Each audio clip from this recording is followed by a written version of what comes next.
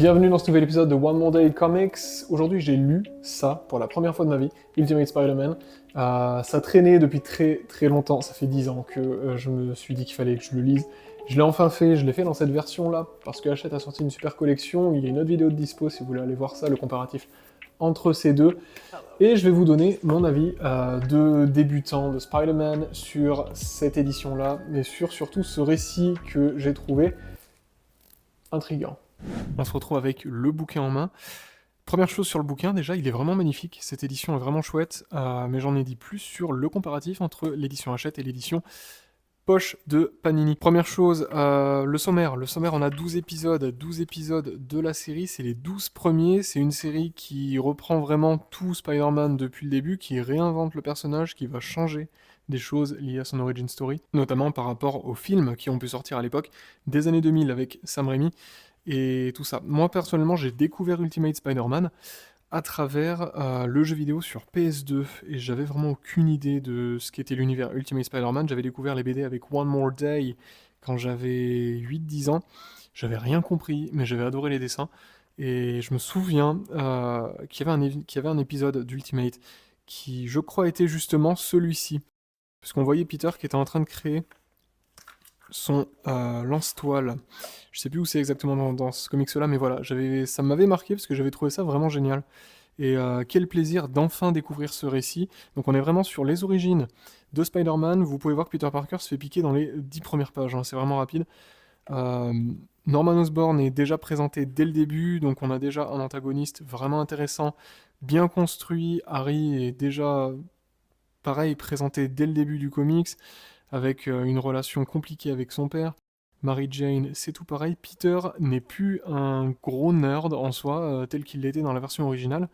Il est ici quelqu'un qui est juste un peu réservé, qui se laisse marcher dessus, qui se concentre sur ses bonnes notes, mais qui bosse dur pour avoir ses bonnes notes. Donc c'est pas quelqu'un qui est doué de base, c'est quelqu'un qui doit vraiment travailler pour avoir des bonnes notes. Et ça, j'ai trouvé ça assez intéressant. Donc il chope ses pouvoirs assez vite.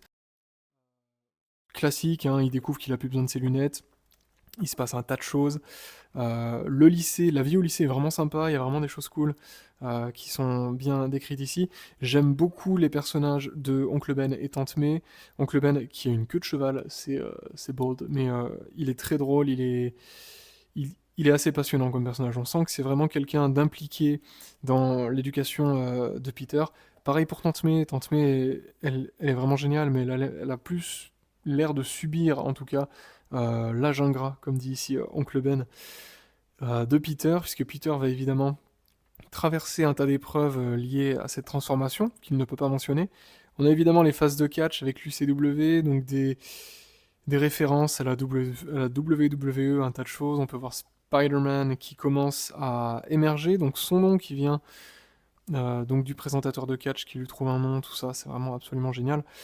Oncle Ben qui a droit donc à ses premières engueulades très vite fait, hein, parce que c'est vraiment quelqu'un de très calme qui veut éduquer Peter, donc c'est vraiment super. Ça avance très vite, c'est un récit qui se lit vraiment à une vitesse folle, hein, c'est vraiment génial, moi j'ai adoré.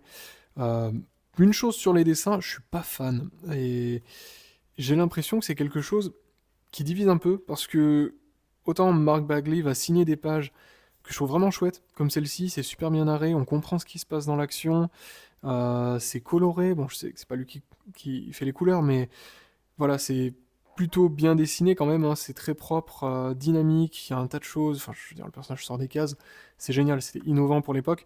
Autant certaines cases m'ont vraiment fait tiquer, quoi. Il y avait des trucs au début qui. Alors en plus au début on se fait un avis assez rapidement sur un comics, mais je veux dire, regardez la tête de Mary Jane sur cette case-là, moi ça m'a un peu.